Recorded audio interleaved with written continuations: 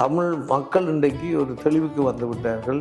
தலைவர் வீர மரணம் அடைந்துட்டார் என்பதை எல்லாரும் பொதுமக்கள் மத்தியில் நான் வாழ்பவன் எல்லாருமே உணர்ந்திருக்கிறார். தமிழ்நாடு தன்னுடைய உரிமையிலேயே காப்பாற்றி கொள்ள முடியாதது தான் இருக்கிறது. கடந்த ஆண்டு ஐரோப்பிய நாடுகளிலும் சரி ஆஸ்திரேலியாவிலும் சரி தலைவருக்கான வீரவணக்க நிகழ்வு நடத்தியிருந்தார்கள். ஐரோப்பாவிலும் பிரம்மாண்டமாக செய்திருந்தார்கள். ஆஸ்திரேலியாவிலும் சில மாநிலங்களில் செய்திருந்தார்கள்.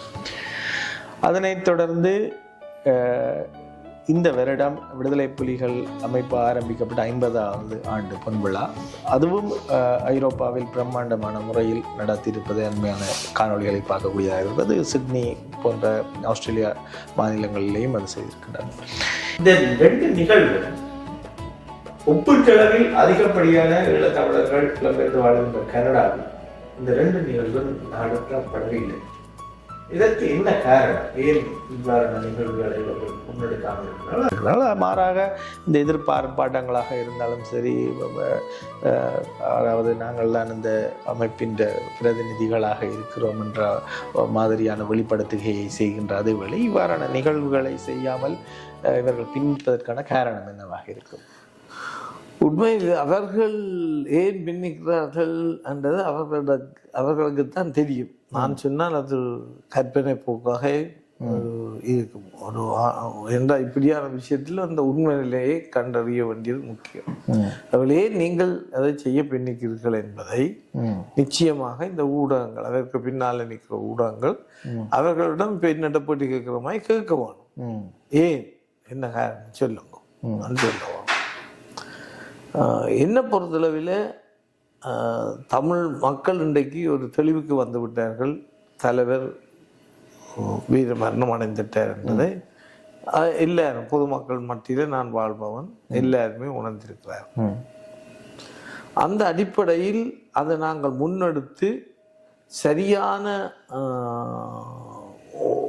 ஒரு இலக்கை வகைத்து கொண்டு ஒரு அமைப்பு பயணிக்கும் பொழுதுதான் எங்களோட தமிழினம் தனக்கான அடுத்த ஒரு தலைவரை கொண்டு வரும்.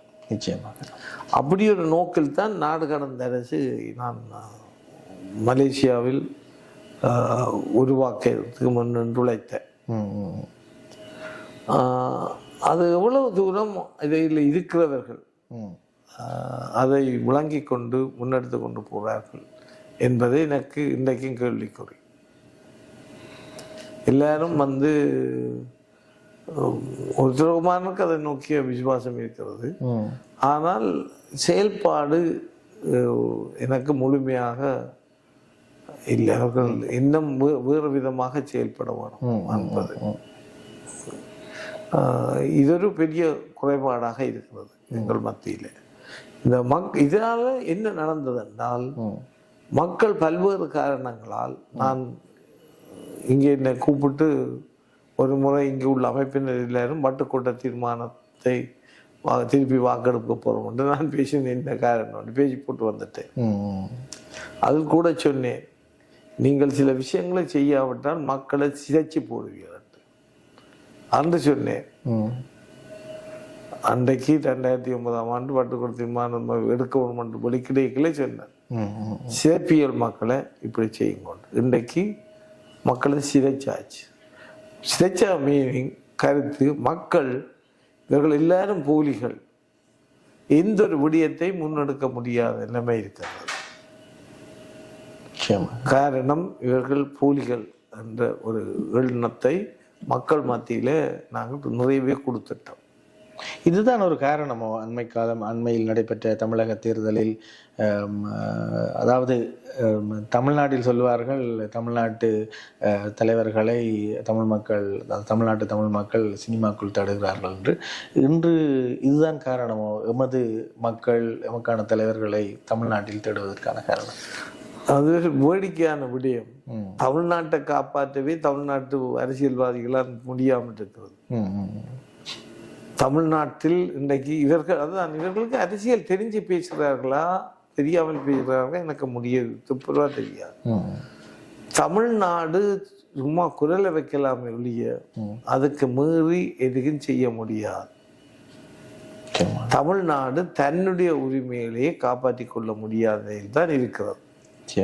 எத்தனையோ பிரச்சனைகள், இப்போ நீட் தேர்வாக இருந்தால் என்ன, மும்மொழி கல்வி திட்டமாக இருந்தால் என்ன,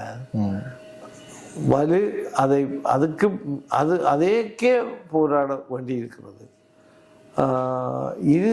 அதிலும் இந்த தமிழ்நாடு தலைவர்கள் தமிழ்நாட்டில் மலிந்துள்ள ஊழல் போன்ற விடயங்களை மத்திய அரசு மிக தனக்கு வாய்ப்பான ஒன்றாக எடுத்து இவர்களை தங்கள் அடிமைகள் ஆக்குவது.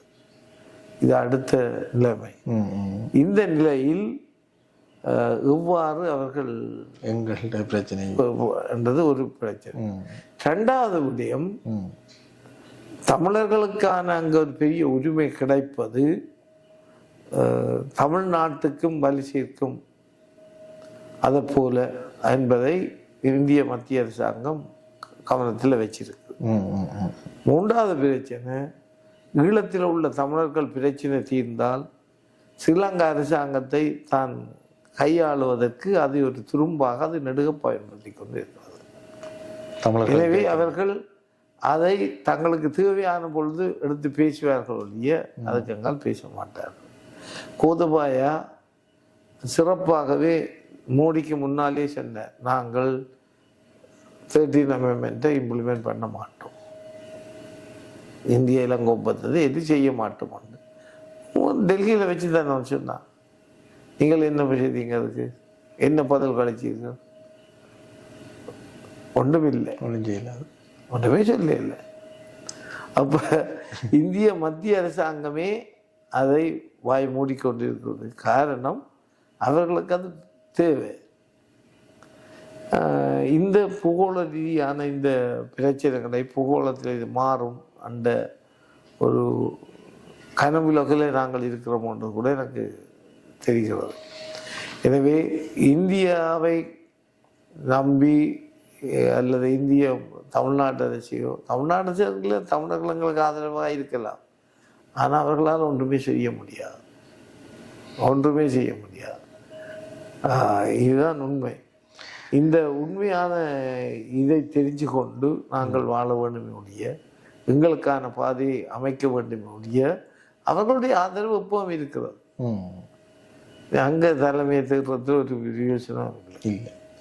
அது எங்களுக்கு உலக அரசியலும் நடைமுறையும் அங்கே உள்ள சிக்கலும் தெரியாத ஒரு தன்மைன்னு தான் நான் பார்க்குறேன். நல்லது சார், நீண்ட நேரம் நாங்கள் இந்த நேர்காணலை எடுத்து விட்டோம்.